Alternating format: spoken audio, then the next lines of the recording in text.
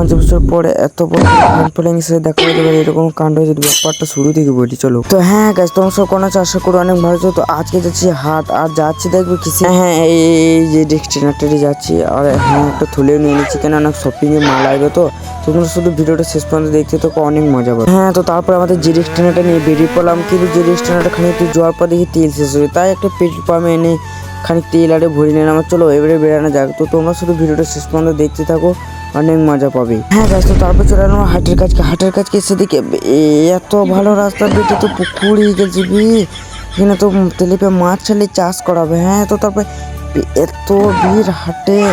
তো হ্যাঁ তো তারপরে তো আমরা খানিক দূর আগানোর পর আমাদের যে রেস্টুরেন্টটা এখানে পার্কিং করে দিলাম। হ্যাঁ তো তারপর আমরা হাটের ভেতরে ঢুকে দেখি তো যেদিকে সেদিকে শুধু একটাই কথা বলছে, আলু লেলো, সবজি লেলো, মটর লেলো।